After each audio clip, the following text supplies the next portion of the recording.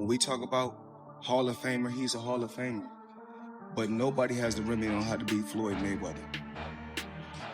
Don't let them trick you into getting your ass whooped again.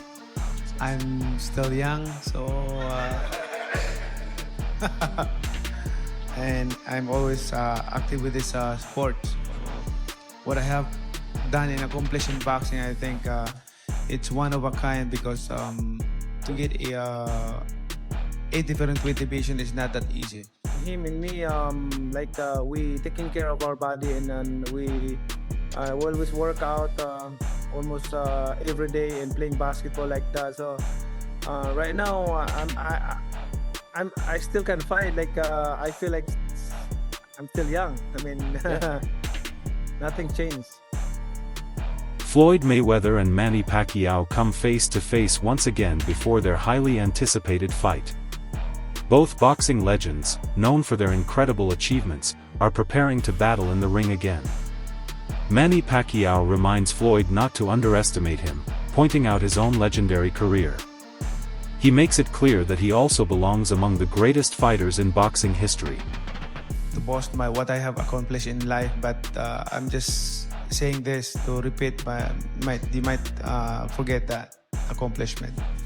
So to be the greatest boxer in the world is to know how to of course be compassionate and to show the people that you're really a fighter. That's what I can say a best fighter in the world. Floyd Mayweather says his upcoming fight with Manny Pacquiao isn't about money. He explains that boxing and training still give him excitement and motivation. Even after all these years, stepping into the ring is something he genuinely loves. For Mayweather, the passion for the sport is still very much alive. It's not really about the money. I'm enjoying myself. I'm able to stay in shape, and whereas with a professional fight, like when you're training for all the top guys, you have to work extremely hard, and you have to work out extremely a lot. Meaning, you have to do between 5 and 8 mile runs. You have to work out in the swimming pool. You have to chop wood. You have to do a lot of sparring. You have to do. I mean, it takes a lot of bag work. Hand specialists, masseuse. It takes a lot for a fight that's at a crazy high magnitude, with a super fight. But when it's an exhibition, you can come in the gym, you can work out, you can hit the bag, you can spar a little bit, you can do little light runs, you can have fun, you can travel the world and still do your workouts, and it's pretty. Meanwhile, Manny Pacquiao says he learned valuable lessons from their first fight. He believes those experiences helped him understand Mayweather's style much better. Pacquiao plans to use those lessons carefully and apply them strategically in the upcoming bout. This time, he aims to approach the fight smarter and more prepared. I learned a lot in that fight. Way back 2015, I think we become mature right now and how to handle it, and I hope that it will not happen again the way it is last 2015. It's the experience is not really 100%, but I'm hoping for this time around no more excuses, especially to my condition and also for everything. I'm so excited and ready to the fight. Although before he wants an exhibition with me, but I disagree, and I want to fight with exhibition with him. I want to fight a real fight. Instead of the usual pay-per-view model, the fight will reach a massive global audience through streaming subscriptions, sponsorship deals, and merchandise sales. This modern approach turns it into one of the biggest sporting spectacles of the year, capturing fans worldwide and redefining how major boxing events are experienced. When people say the biggest fight in boxing history, if you don't adjust for inflation, et cetera, or tickets sold, et cetera, Joe Louis and Max Schmeling, the rematch, Ali and Frazier, the first fight, these were the biggest fights in boxing history. But Mayweather and Pacquiao was easily the biggest fight of its era, of the generation. And it was the highest grossing fight of all time. Sure. Because it had 4.4 million pay-per-view buys at $100 a pop. Do the math, right? It's interesting because Netflix is obviously in the business of, you said, eventizing. Yes. Everyone, they want enormous events that become shared experiences. In a way, in this day and age, partly because of delivery systems of content like Netflix, everything is so niche. Everything is so compartmentalized that there's very few shared experiences. It's one of the reasons that the NFL is such a big deal, because the NFL can get tens of millions of people. Oscar de la Hoya believes Floyd Mayweather Jr. will defeat Manny Pacquiao once again, highlighting Mayweather's elite defense and unmatched ability to control the ring. According to de la Hoya, these skills make Floyd extremely difficult to beat, even for a fighter of Pacquiao's caliber. One thing about Mayweather you have to understand is he's always taken care of himself. His body, physically, mentally, he's always been very sharp and always staying in the gym and doing something physically, right? That's the big advantage he has. I mean, he's an athlete. He's a world-class athlete. Watching Pacquiao's last fight, you kind of feel bad. You kind of feel bad for him, and even though he did win and he did, I guess, pull off a surprise in his last fight with a draw against the world champion, but still, you tend to kind of feel bad because it's not the same Pacquiao. It's definitely not the same Pacquiao I faced. That's for sure. The one that put me on my stool in the 9th round. He believes Floyd Mayweather's mastery at slipping punches and controlling the pace of a fight has left opponents frustrated throughout his career. This unique combination of defense and timing, according to de la Hoya, is what makes Mayweather so exceptionally hard to beat. If they make it a real fight with the real rules, then yeah, it's an okay night for boxing. Who would you back? Who do you think would win it? If it's a real fight, because that's what Pacquiao wants, it seems. Yeah, I think Mayweather will. I think Mayweather will take it. Yeah, Manny Pacquiao is now fully focused on boxing, dedicating himself entirely to the sport. Unlike their first encounter, there are no distractions this time. Every ounce of his energy is going into training and preparation for the upcoming fight. Want to know, do you plan to return to politics, or is boxing now your focus for the next few years? First of all, I would like to congratulate all the fighters, the Filipino who won the fight tonight. I'm proud of them, being a Filipino. And also, this is all I can say, that Pacman is back and the journey will continue. And about politics, forget about politics. I'm a private citizen right now. I want to live simple life, be giving inspiration and to help. I'm still helping other people. That's my heart, to leave a legacy, because I always say this to everyone, the Filipino, especially the Filipino people. I want to create a legacy that I can leave behind when we're gone, because we're not forever in this world. We're just passing by. Sean Porter says Floyd Mayweather Jr. and Manny Pacquiao remain at the top of their game because disciplined lifestyles and clean habits keep both legends sharp and active, even as they get older. Their dedication outside the ring, Porter notes, is a key reason they continue to perform at an elite level. Even when you're Floyd Mayweather, that's gotta be a hard thing to do, and especially when you're 49 years old. So there's some really good pros about it. He's done some exhibitions. He's shown that he still has the abilities that he's had. They're clearly not what they used to be, but they're still there. And then beyond that, the fact that he lives a good, clean life. He has his fun, and what I like about him, and I'm a lot the same. We have fun without, I call it clean fun, right? Yeah. So we're out there, but we're not using the alcohol. We're not using, the substances and all those other kinds of things. Yeah, we may stay up late once or twice a month, 2 or 3 o'clock in the morning, but what's the worst that can happen? And for someone like him, who he got everywhere he got because of this right here. That's never going to change for him, right? So he's just going to lock back in, and he'll literally be the Floyd of old. Sean Porter points out the extraordinary stakes of this matchup, highlighting how rare it is for Floyd Mayweather Jr. to risk his perfect record at this stage in his career. While many athletes his age might opt for safer exhibitions or low-risk appearances, Floyd is putting everything on the line, making this fight official rather than just a showcase.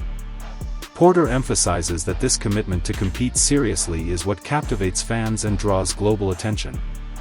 Despite the high risk, Porter believes Floyd's unmatched skill, disciplined lifestyle, and strategic approach will help him preserve his undefeated record. It's the combination of experience, rigorous training, and a lifetime of smart decisions that makes Mayweather a formidable opponent, even against younger challengers. Feels like such a massive risk though, Sean, even for Floyd, to put that 50-0 record, that unblemished record on the line. From that standpoint, are you surprised that they didn't do this as an exhibition, that it is a real deal sanctioned fight? I'm not really surprised. I think that, again, when you get in the ring with Floyd, when you do a promotion against Floyd, when you have to deal with the business with Floyd, you grow, you learn. Manny has grown and learned the same way that we were notorious for saying Canelo became a different fighter after fighting Floyd. It's how it's supposed to go, you know? So I'm willing to bet that this sanctioned fight is Manny's team pushing against this and saying we need an actual fight against Floyd. If it's not an actual fight, it's nothing. And I think Floyd, you know, he just really believes in himself and knows that that O ain't going nowhere. I'm not suggesting it's going to be like the same thing as it was back when they... This bout transcends mere entertainment. It's a true test of legacy. Every punch, every round carries weight, with reputations and records genuinely on the line. Fans and analysts watch closely, knowing the outcome could either further cement Floyd Mayweather Jr.'s legendary status or mark a historic turning point in his career. According to Porter, the fight is a compelling mix of risk, skill, and history, making the stakes palpable for everyone watching. Think people will be into this, Sean? Will this captivate the sports world? It was dubbed the fight of the century last time. I know a lot of people ultimately weren't thrilled with the outcome, perhaps, or the action of the fight. Do you think people will be into this? You know, boxing is known as having a walk-up crowd, right? So when you don't see a lot of pre-sold tickets, it's kind of like, I know the promoters, the business, they don't worry about it because they're like, night of, everybody's showing up. I got a feeling we're going to have a majority of the boxing world, of the sports world, everybody's going to be pushing against this. This is stupid. What are they doing? Floyd's taking this risk. They're almost 50. They're going to say everything that needs to be said, but then guess what? Everybody's going to tune in and watch this one. The same thing happened when Mike fought Jake. It was like, what is this? Doesn't make sense. I can't believe it. I know people personally said, I'm boycotting. Joe Rogan and Shakur Stevenson both agree that Floyd Mayweather Jr. remains remarkably sharp, even in recent sparring sessions. They highlight that his timing, reflexes, and defensive skills are still elite, a testament to years of disciplined training and unparalleled experience. According to them, Mayweather's ability to read opponents, evade punches, and control the pace of a fight gives him a major advantage over most challengers, including Manny Pacquiao. Both commentators expressed doubt that Pacquiao could overcome Floyd's precision and strategy, emphasizing that age has not lessened his effectiveness in the ring. Their insights reinforce that Mayweather's legacy as one of boxing's greatest remains intact, and that this matchup will challenge Pacquiao more than it will test Floyd. I know they're going to do that on Netflix. Floyd. I think that's still a high-level fight, though. That's what I love about it. Because I think Manny is still a high-level fighter. And Floyd, even in these exhibitions that he's been doing, he looking good, huh? He looks great, man. He looks great in sparring. You see him in sparring, like, good Lord, man. Yeah. It doesn't look like he's lost a step. Yeah, I honestly, I don't see Manny being able to beat Floyd Mayweather. Like, I don't see it. I think Manny looked solid his last fight with Barrios, but I just don't see Floyd losing. Like, I think it's some guys that he could come back today in the sport of boxing and fight. Yeah, I think so. Like guys even like though he's Barrios, 46. Yeah, right. I think he would light Barrios up. Yeah. Teddy Atlas highlights the contrasting styles and physical attributes of Floyd Mayweather Jr. and Manny Pacquiao. He points out that Mayweather's natural size gives him strength and reach advantages, while Pacquiao's speed, agility, and high activity level make him a dangerous and relentless opponent. Atlas notes that Floyd's long periods of inactivity could impact his timing and endurance, potentially opening opportunities for Pacquiao's fast combinations and constant movement. Despite this, he emphasizes that Mayweather's experience, defensive mastery, and ring intelligence remain powerful counterweights. Atlas frames the matchup as a classic clash, size and experience versus speed and relentless activity, promising a fascinating and strategic battle in the ring. Both old, right? So that's number one. The number two was who's got less miles on the odometer. And because of the defensive style of Mayweather, I gave a check to Mayweather having the edge here. I mean, besides the Marquez fights, Pacquiao's been in some tough fights, right? Reflexes and timing and other boxing elements. Well, I gave the check to Pacquiao. You know, at least he's had some fights, or at least one real fight, you know, with Barrios recently. And yeah, Mayweather's fresher, but inactivity could affect his timing, especially early in the fight. So next one, power. Well, the guy who's always been a naturally better puncher, not the naturally bigger guy though, so that equals it out a little bit even. Wade Plemons recently expressed concerns about streaming platforms promoting fights featuring older boxing legends. He notes that events on platforms like Netflix often prioritize entertainment and commercial success over the long-term health of the sport. While legendary fighters earned their reputations during their prime, bringing them back years later can create a different impression for younger audiences who never witnessed their peak performances. Plemons believes these matches are largely driven by business opportunities. The massive audience, sponsorship deals, and global streaming reach make them extremely profitable. Fans' curiosity to see how legends like Floyd Mayweather Jr. perform at an older age naturally generates enormous attention. Things that people want to see, grabbing attention when procuring sports for their platform. You don't see Netflix going out, no offense to, you know, smaller events in boxing or MMA or really anything, but you don't see Netflix going out and grabbing, you know, a regular fight night to put on their platform. You don't see Netflix going out and showcasing high school football or even college football. You see them going after the biggest and most watched events they can possibly make. And I think, again, that's a good thing that boxing is included in it at all, right? You're seeing these exhibitions with Jake, and you're seeing the Mike Tyson-Jake Paul fight, and those do bring a ton of audience. Whether you like the fights or not, they do. And again, it brings more people to the sport. Do I wish that more people came to the sport for, you know, championship bouts between guys like Teofimo Lopez and Shakur Stevenson, or that we could showcase the Ring 4 card on Netflix for David Benavidez and Anthony Yarde and Devin Haney and Brian Norman Jr.? Of course I do. However, Wade Plemons argues that the constant spotlight on returning legends can overshadow emerging talents who are actively shaping boxing's future. While nostalgia draws viewers and creates excitement, he believes the sport would benefit far more from highlighting fighters in their prime, whose performances define the next era. Plemons emphasizes that honoring past champions is vital for boxing's history and culture, but relying repeatedly on them for major events risks stagnation and diverts attention from fresh talent. In his view, promoting active rising fighters ensures sustained growth, keeps fans engaged with contemporary competition, and balances respect for legends with the sport's long-term evolution. Find a way to get it in front of a massive audience to then have that trickle-down effect to the people that come for the Mike Tyson-Jake Paul, the Jake Paul Gervonta Davis, the Floyd Mayweather Manny Pacquiao 16 years after it happened, or even the Crawford Canelo fight, and hold on to as many of those people as possible that are interested in this sport.